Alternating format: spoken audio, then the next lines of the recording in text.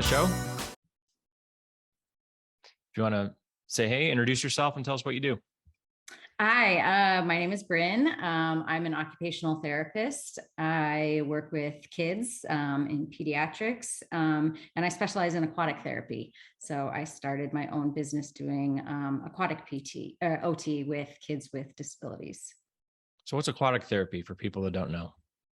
Aquatic therapy is basically doing the same thing that you would do in therapy to help kids. So what occupational therapy does is works with kids to help them perform their daily activities. So depending on their age, it could be just meeting developmental milestones if they're real little, exploring their environment, learning how to communicate, how to play. And then as they get older, maybe more fine motor skills, paying attention to things. And then in the water, I do that just by using kind of the properties of the water to help with those skills or help give a little bit more challenge. And then just being in the pool has been pretty engaging for the kids too. So it's just a different way to kind of address those skills. And what made you want to go into aquatic therapy? So my background is in swimming. I've been a swimmer my entire life. From early on, I started competing in synchronized swimming when I was 8 years old.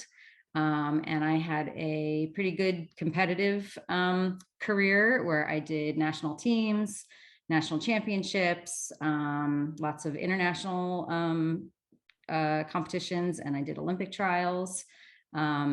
And so that's where my background was. And then I worked as a synchronized swimmer, as a performer with Cirque Du Soleil at their show at the Bellagio called O. And I did that for almost 13 years. So aquatics and the water and swimming has been a major part of my life. And when I started to transition into occupational therapy, I was trying to think of ways that I could combine those two to not have to give up fully my life in the water, but still be able to do this new path also. So how'd you come to work at O? I actually, when I moved out to Vegas, I started working at the Silverton as a mermaid in their tank. They've got a big fish aquarium, big saltwater aquarium in there. I started that because my old coach from when I was competing was the one who was doing the casting and the choreography for the show. So I had a connection there. So I started that. I did that for about 1.5 years. And then I got notice of them needing somebody at O kind of right away. They needed a temporary artist and they didn't have anyone in their bank. So I was already living in Vegas and I wrote to them. My coach had also been in the show, so he kind of wrote a good letter of recommendation for me. And I started right away. I started learning the choreography and learning the show right away. And what role did you play in the show? So synchronized swimming. So there's about 16, 17 synchronized swimmers in the show. And we have acts throughout the entire show. We're really the main acts that kind of ties everything all together, because the whole show is a big pool that changes with different lifts and design of the stage.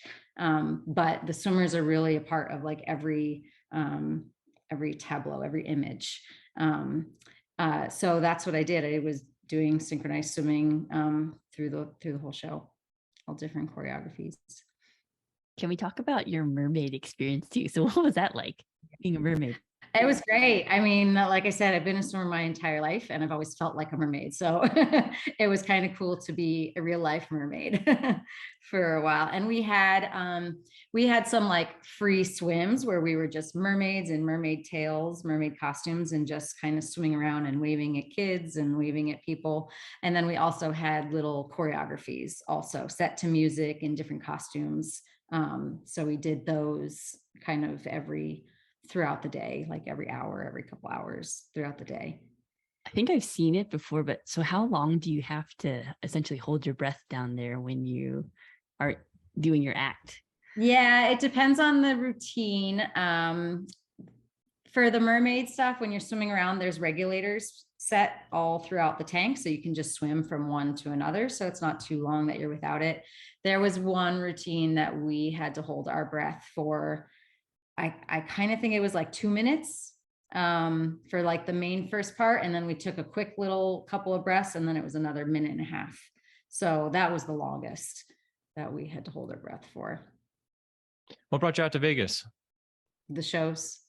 That's why I came, because I was in the Bay Area. I had finished my degree. I was starting to go back to school for occupational therapy. And then that's when I found out that my coach was doing the casting for some shows out here. And then I just decided, school will always be there. I can always go back at any time to get a, further degree, but I can't do shows forever. So I decided to just pick up and leave and come join the circus for a little while. So you became an occupational therapist after you worked at O? After, yeah. Okay. And what made you want to, sorry? A lot after. So it was many, many years between when I actually graduated undergrad and when I went back to grad school, because I had this long time at O. That's impressive, though, that you stuck with it that long and then came back and still finished it. I think a lot of people would have maybe changed their career or thought about doing something different after that point. Yeah, and I did for a long time, because once I was at Cirque, I loved it. It was a great job. It was fun, and it got to be very comfortable, and I was able to do it for a really long time. So the OT thing was really put on the back burner, and I didn't really think much about it for a long time. When I first moved out to Vegas, I remember looking to see about a program here, but the grad program that I went into wasn't formed yet. It wasn't here. So there wasn't one here in Vegas when I first moved out. And so that's when I was like, okay, well, that's okay. I'm going to just perform now, and this is going to be my new path. And then it was after I had kids, and I went back to work after having my kids. And I thought, by the time they got to be school age, I didn't want to be working at night anymore. I wanted to be able to be home with them for dinner and for homework and put them to bed and stuff. So that's when I started thinking about OT again, because I had, an interest in it, and I had started looking into it. So I looked into it again, and that's when I saw that there now was a program here in Vegas, a grad program that I could do right here. So then I decided now's the time. And what made you want to become an occupational therapist? Originally it started with a family that I nannied for, who had a boy who got diagnosed with autism while I was nannying for them. And so I got to see sort of the therapies that he was going through, and I got to see occupational therapy, how it was. That's where I was first introduced to it, what kinds of things that he did and how it helped him. So that's where I first started thinking about it and looking into it a little bit more. And just being able to work with kids with all kinds of disabilities. That's my favorite part, being able to help them learn a new skill or figure something out, or help them just be able to feel more comfortable in their bodies, during their daily routines, daily activities. That's the best part. I love it. So going back to the shows, what is something that behind the scenes that would surprise maybe just like the average person just watching the show, or like some secrets, I guess, about the behind the scenes type of things? I guess probably how intricate it all is. There's a lot of stuff going on backstage, because you have all the performers. So I was a synchronized swimmer, but we also had acrobats, divers, dancers, contortionists, hand balancing, aerialists. There's all different disciplines. And so everybody has different cues and different acts. So everybody's going in different directions at different timing. And then you also have all the technicians too. You have wardrobe and carpentry and aquatics, rigging, all these different departments that have their responsibilities and their cues also. And then stage management is the department who's kind of running the whole show and telling everybody when to do what. So it's a very fine-tuned choreography behind the scenes too, that you never really see as an audience member. It's impressive that the shows work as well as they do. There's so many moving parts and so many people that have to do the right thing at the right time. It's very, Absolutely. very impressive how flawless it seems to appear, at least to the audience. Right, definitely. And that's the goal, that even if something does mess up, that we try to make it so that the audience doesn't ever realize, we've got contingencies in place to kind of make up for those things. But yeah, it's a lot going on. And so it takes a lot of practice, especially when you're just starting the show up, to learn how all that is going to work together. And then when you come in, like I came in with the show had already been going for 10 years. So it was already that fine-tuned machine. So I had to learn where to be, to not be in the way, to be in the right place, to make sure I was on time, all of that. So you have to learn all that when you get there. How long is that, the on-ramping period for, like, if you just walk in the first day and you're like, hey, I'm here for the show, and then going to you're actually appearing in it, how long does that take normally? I mean, when you first get there, learning the choreography, that's the biggest thing. Typically, I don't know how they do it anymore. When I started, the typical progress was that somebody would start and go to Montreal, and that's where you would learn all the choreography, do all your costume fittings, do all of that there, so that by the time you got to the show in Vegas, you basically already knew it. Then you just needed to learn, your placement and positions and stuff like that.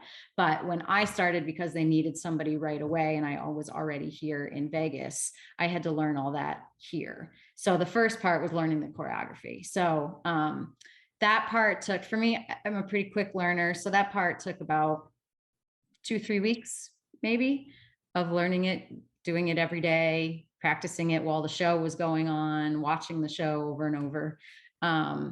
And then once you get put in, that's probably another like 2-week process, because you don't get thrown into everything right away. You start with like just the smaller cues, and then you add an act and then another act, and kind of work your way up to doing the full show.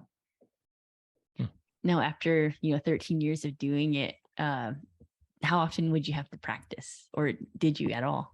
Yeah, we would, because you want to keep looking nice, and looking good. And once in a while we'd make changes. So we had practice times scheduled for twice a week. We didn't always use it twice a week. Sometimes it was more once a week. But yeah, so we still had pretty regular practices. And then because there's always new people coming in too, so the team has to be there when you're learning the routine, because you need to know where everybody else is. You're not just doing it on your own. So yeah, so it would be like when somebody new would come in, then we would help integrate them also. And you do multiple shows a night, correct? Yeah, twice a night. Now, I would assume you have to keep up some kind of good fitness in order to be able to keep doing that over and over. You do, but the show in itself is your fitness. Yeah. I mean, just doing the show, that it's very physical doing it. So there wasn't a whole lot that I needed to do outside of the show, because of the physicality of it. That's just built into it, which was really nice. I loved having that just built into your job, basically. But yeah, you did need to stay in shape. They had classes all the time that would help keep yourself strong and conditioned. We had a performance medicine department, and so that was athletic trainers and physical therapists.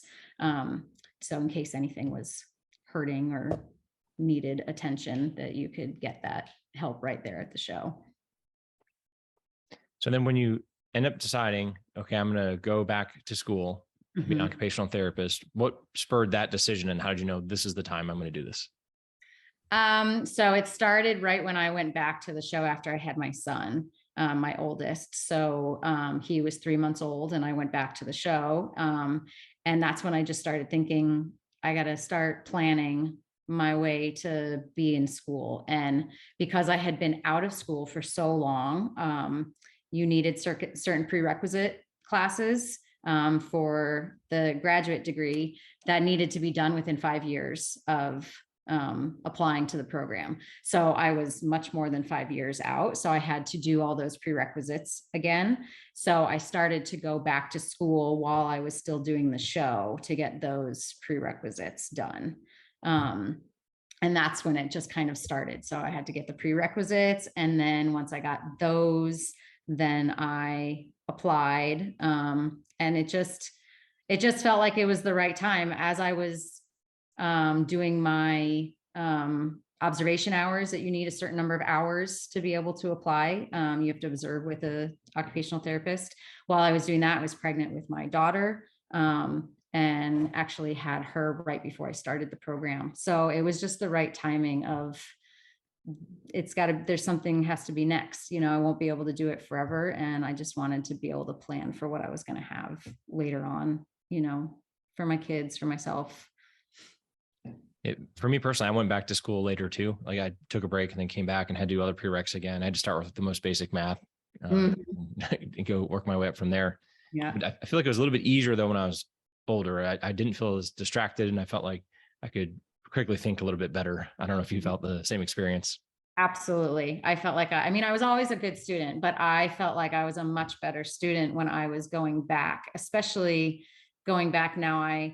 For my prerequisites, I had an infant, I was pregnant, I was breastfeeding, I was still in the show full time. So I had no time to waste. I had to study and, get my stuff done when I had the time to do it. So you really learn even better time management, I think, when I did it as older and as a parent, to have to, there's no time for procrastination or anything like that. Like you have to get the stuff done when you have the time to do it. So, and then I don't know, I feel like my focus was a little bit more, maybe it's just because I had a better reason of what I was doing it for. Or it's, when you go through school, it's kind of like, this is just the next step, it's the next progression of after high school, then you go into college, and maybe you know what you want to study, maybe you don't, maybe you know what you want to be or not. But this time I really knew, what I wanted to do. So I think that helped too. That's great. So did you use your kids as part of when you went through the child Absolutely. development courses? Absolutely. Yep. Because we had a child-based semester. So my kids were there being the guinea pigs for the testings, like different assessments and interventions and stuff. And then for different projects, I videoed them to show different phases of development. It was perfect because my daughter, was she learned how to walk while I was in the program. She was, doing her first words and talking and learning sign language while I was in the program.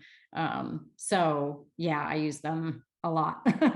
It was very helpful because I had something to picture too, in mind when I was studying and learning that stuff. So what made you want to go into aquatic therapy then? Did you know that from the beginning since you already were so much in the water, or did you find out that was a setting when you were in school? Yeah, no, actually neither. I didn't know anything about it. I hadn't really thought of it. And then when I started school, it just kind of came about randomly. I had a research class my very first semester, and one of our assignments was to find an article, any article that we wanted in a peer-reviewed journal, like a scholarly article, and we had to critique it. And so that's when I don't know how it came into my head, but I just thought, oh, well, let me do aquatic therapy. I know aquatic therapy is out there from a sports medicine, background or PT perspective. But as I went to look to find an article, I couldn't find anything that was OT based, nothing done by an occupational therapist. So that's when I started kind of thinking about, why is that? Why isn't there any research? Are there any programs that are doing it? And there really wasn't a whole lot. So then that became my big motivation of, well, why not? It should be. Tell us a little bit about the benefits of aquatic therapy and how you might use it, and then just your regular land therapy, if you say, just yeah. For me, with the kids, the biggest benefit that I see, like I said, is kind of the engagement. They are just having fun in the water. They think it's playtime. And so they're doing the activities that maybe you would do in the clinic, but they're a lot more engaged and participating more. And so if you have better participation, you're going to get better progress. The other part of it is that it's just a different kind of modality. So where you could do something on land in the water, it might be a little bit easier because the buoyancy, so the weight bearing isn't as much. So maybe a baby who's a little bit delayed in learning how to stand or walk, I can put them on a little dock in the pool and they can do that with, 50% of their body weight instead of full. So it's kind of a good stepping stone to be able to get that skill on land. And then at the same time, there's a buoyancy, but there's also resistance in the water. So that gives them a little bit of pushback when they're moving their muscles, so to help strengthen those muscles at the same time. So that's why I think it just adds a little bit extra, benefit to doing that. The other thing is I do it in a warm water. The pool is 92 degrees. So it's like bath water, which for my kiddos that have high tone, or contracted muscles, it helps them to relax a little bit more. And I can stretch that stuff out to where then they can move a lot better and kind of participate in those functional activities more. And is aquatic therapy a separate certification that you have to get, or do you just have to have additional training? No, you don't need anything. You can just, an OT can do it. There are some certifications out there. There's two that I know of. One is really for anybody in the water. So it could be for fitness instructors, aerobic, aquatic aerobic instructors, which I wasn't interested in because I want something I've got my doctorate degree, for a reason. So I want something that's like skilled. There is another certification that you can do. It's just limited by the region in the country. It's a high cost. It takes a lot of time, but you don't need to have it to do it. I would say the biggest thing is just experience in the water, knowing how to work with the water, use the water, how to handle a child in the water, how to put them in certain positions, and like the tools and materials that you use. So I have some mats that float on the surface of the water, and they're like foam, and there's different thicknesses and different amounts of holes in them. So all of that gives a different challenge to the kiddo. So knowing how to use those for what you're trying to work on. Now, for a kid that wants to start working with you, but they don't maybe know how to swim, like how do you kind of approach that? Yeah, that's okay, because I'm not teaching swimming, and a lot of the kids that I work with don't know how to swim. I'm always right there with them in the water. So they don't need to know how to swim. And the stuff that we're working on, I have a dock that they can stand on. And then we use the side of the pool a lot, the edge of the pool. I will teach safety skills are in and around the pool, and like basic swim skills. If a child is starting to show that interest and readiness, then I will teach that stuff, because drowning is a big issue among kids with disabilities, especially autistic kids. That population, the drowning rates are very, very high, like 91%. It's crazy high. So that's a big concern for me. So I will always teach water safety, pool safety, just safety awareness and impulse control around the pool. But if they're starting to show like they're holding their breath, they want to go underwater, they're kind of fooling around, playing underwater, then I'm going to start teaching them how to find the edge of the pool to pull themselves up, or how to right themselves to make sure that if they go underwater, then they can get their feet under them to stand up, or bubbles, holding their breath, floating on their back or their front, things like that. But they don't need to know how to swim to do the therapy. Mm-hmm. It's interesting that the kids will take so much more of an interest in water too after that point. Like, it's probably a foreign thing to them when they first start, but over time, I would assume you would see them getting more and more comfortable with that setting. Yeah, sometimes it depends on the kid. I get a lot of kids who love water, because I have a lot of autistic kids who really are drawn to water. So those kids want to just run and jump right in. They don't realize that they don't know how to swim, or that it's something dangerous. So those are the ones that I really work on, the impulse control, safety awareness, things like that. I do have other kiddos who really don't like the water and have a big aversion to the water. Like they hate bath time. They hate their face getting washed, things like that, where we go in and they have to learn how to relax in the water. But it's really amazing. Even ones that I'm like thinking for sure, okay, this is going to take some time. This is going to be a while until they are comfortable being in the water. And it always surprises me that they start to relax and be more comfortable with it and aren't crying and just seem to enjoy it a lot sooner than I was expecting, which is always really cool to see. And how many times a week would they get treatment? Depends on the kiddo. It's all very individual based, just like regular, occupational therapy, physical therapy. Most of my kids are 1 to 2 times a week, depending on their time. So it could be 30 minutes twice a week. It could be an hour once a week, an hour twice a week. It really just depends on their needs, what their goals are, what we're trying to accomplish. And you have the opportunity too to do kind of both, right? So is there like time where you do like a little bit of land type of activities and then you go into the water, or is it really just focused on my water? Sessions at the pool really are just focused on the water. That's what I like those sessions are doing. There are opportunities right before getting in or getting out where we can work on like dressing skills or, a little bit of bathing skills where, the kid comes in and we work on them taking their shoes off, taking their shirts off, to get ready to get in the pool. And then same with on the way out, getting dressed. Yeah, so that's the main, I really try to focus a lot on the water part when I'm there. So tell us about your own business that you started. Okay, yeah. So my business is called Ocean of Change Therapy Services. And so it's purely aquatic OT. Right now, I made it Ocean of Change Therapy Services so that maybe later on I can add in PT or speech or other therapies. But I started it kind of after doing my capstone for my doctorate.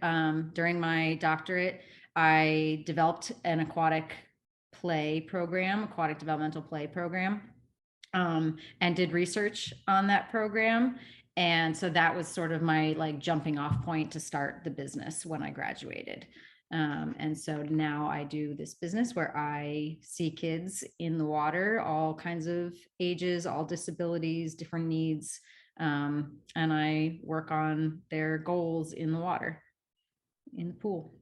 And who's the perfect patient for you? Who would you normally see? Like I said, it's a big range. So I see right now I have kids anywhere from 9 months to 12 years old. A very big range of disabilities or needs. I see kids who were premature and just developmental delays. I have kids with cerebral palsy. I have scoliosis and torticollis. I've got autistic kids. Let's see, spina bifida. Really, any child that has any challenges with any kind of motor movements, motor development, that's gross motor, fine motor, but also self-regulation is a big thing. And it's really OT's kind of specialty is working on sensory processing, sensory integration. And so being in the pool is such a sensory rich environment. It's kind of the perfect opportunity to be able to address that. So any kids that maybe have a hard time organizing different sensory input coming in, it's overwhelming, or they don't know how to respond to it, I can work on those things in the pool, and help them with transitions in from one activity to another, things like that. If you were to, like, as a parent, start to notice some things about maybe that sensory integration or maybe common things that you'll see where, this is something that, parents can identify and maybe ask their pediatricians about, what kinds of things would you say that they notice from a developmental standpoint? I would say things like kind of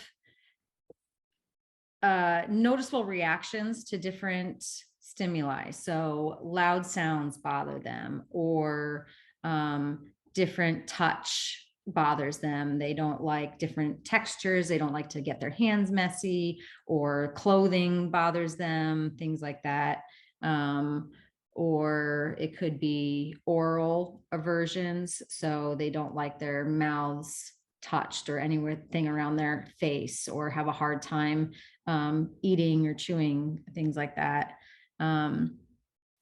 Or it could be, it doesn't come off as that, but could be just like really big tantrums when it's a busy environment or there's a lot going on. It could be that the child is just really overwhelmed by all of the sensory information coming in.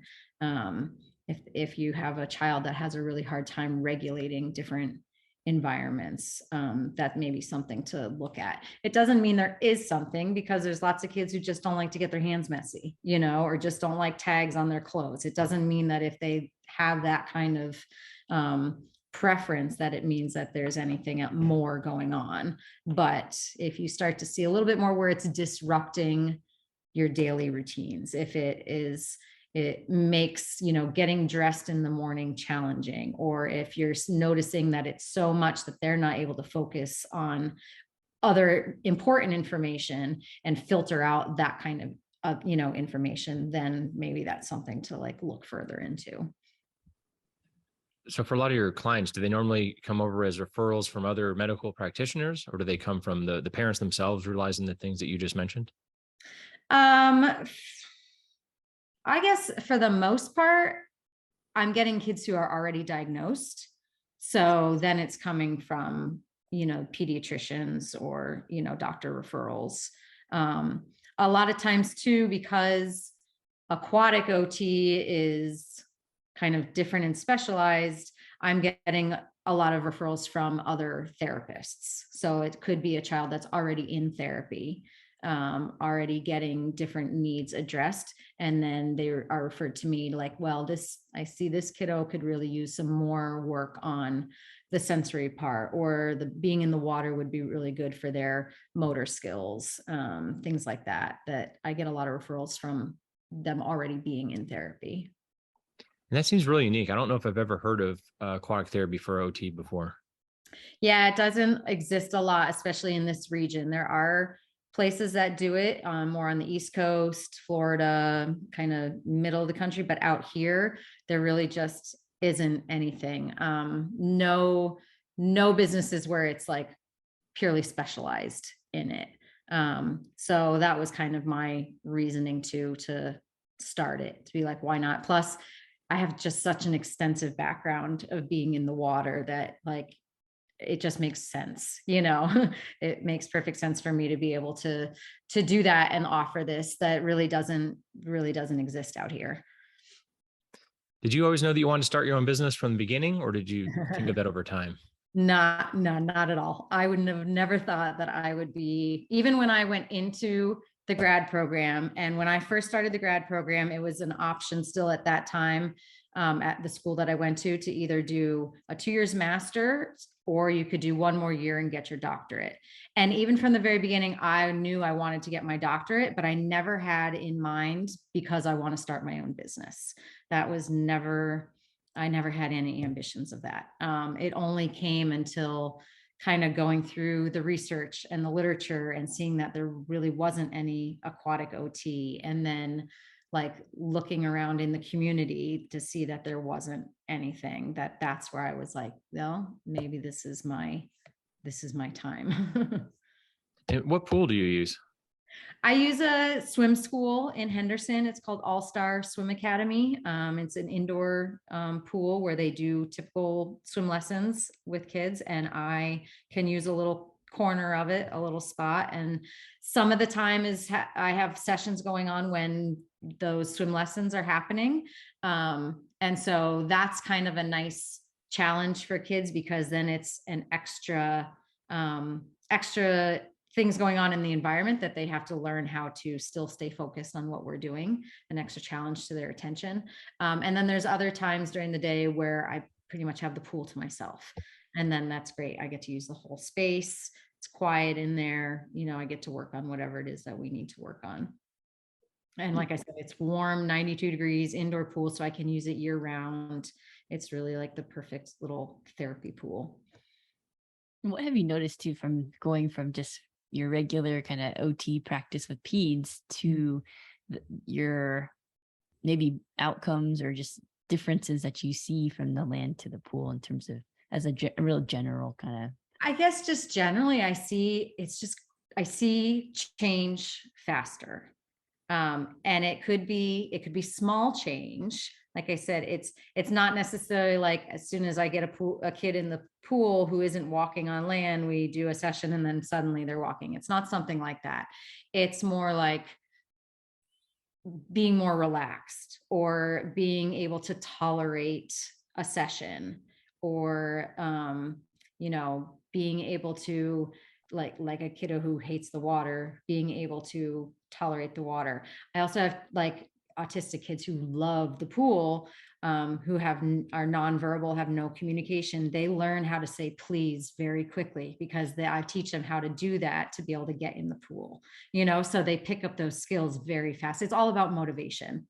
And I see that happening a lot faster than I was seeing when I was doing just outpatient therapy.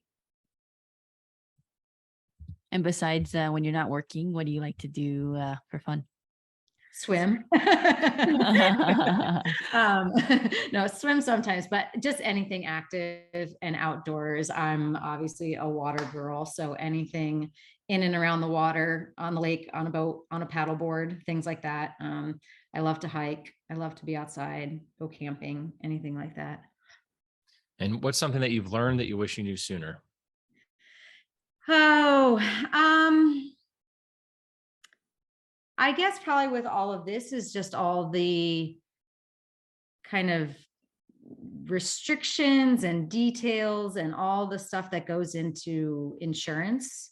That's kind of a lot that I didn't know all those little specifics for starting out. And so I've learned as I go, and it's helped kind of figure out the direction that I need to like take my business in, or maybe I just need to look at it in a different way to be able to kind of navigate through that. And what's something you commonly see in your practice that you wish more people knew? I commonly see that I wish more people knew. I guess just getting more exposure to aquatic therapy. I think a lot of people still don't really know too much about it, or know the benefits of it. And so I obviously see it and feel I truly, truly believe in what I do, and think that there is a huge benefit for it. And I just think a lot of people don't know that part of it. They don't understand what it is or what the difference is or the benefits of it. So it's really just that education of how that might help their child. Oh yeah, I tend to, and I'll add to that from a PT's perspective too, because I worked in a pool for, I want to say 3 years in doing some like PT aid stuff, but I could see how much people, like adults, these were adults, but I could see how much people love the pool. And I think what you brought up were probably the most important pieces is the buoyancy. So you feel more weightless, but you are actually getting weight bearing. If that makes sense. So you're taking less pressure or taking more pressure off your joints. Right. And you can actually do the movements that you might not have been able to do on land. So for example, walking, like most people that we saw were walking in pain.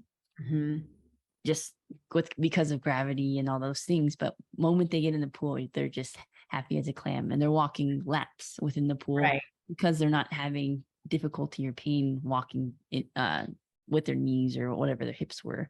And people did really well post-surgical too. So you have opportunity to get some resistance in without the necessarily the volume that you would get from your typical exercise program. So that's one, like those are the biggest things I saw from an adults and physical therapy perspective. Yeah. And I think with kids, because especially like the infants, especially when they're learning that, they're still learning those patterns of movement, right? So it's not automatic yet. So to be able to learn that in a weight minimized or gravity minimized environment, that's starting to get those patterns down so that then when they are on land and have more weight, now they already know what to do with their body. It's just then figuring out how to manage the weight and work on balance and things like that, which being in the pool, because of that buoyancy, also works a lot on balance. Yeah. And you get to be in different positions. So like when we think about what positions kids or even adults can be in, right? You're typically like lying, like for us, like a lot of people are lying down. You can also have them on their stomach. Like, so there's ways that you can essentially offload people to be in those positions that might bother them on land. Right. Also a really cool thing about aquatic therapy, which I love it. I'm a huge fan of aquatic therapy. Yeah, me too. So what's something that you've been working on, whether it's professionally, personally, physically, or mentally, that you're excited about? Well, my advisor from when I was in school, her and I still are trying to work on getting a research grant to further this research. The research that I did for my capstone did get published. So that was really exciting. It got published in the Open Journal of Occupational Therapy. So that's all of the data, the research, the analysis of the aquatic therapy with the kids that I worked with, looking at motor development and sensory processing. So that got published. And now we're just trying to get a grant to be able to do a bigger research project, to be able to do a true randomized control, just be really like stringent with the research to get more out there, more evidence out there for it. That's great. We always ask people too, this is one of our favorite questions. What's your favorite thing to eat? My favorite thing to eat, probably of all time, chocolate chip cookies. Is there a specific place, or like homemade, or? I mean, homemade is always the best. Yeah, homemade is always the best. But yeah, I like chocolate chip cookies, and that and steak. Those are my two. Those are my two favorites. And what do you want to leave the listeners with?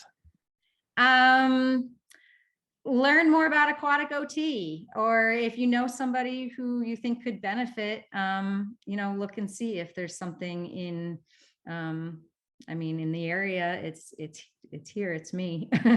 But yeah, just maybe traditional therapy is great. It has a lot of benefits. There's a lot of things to it, but look out of the box sometimes too.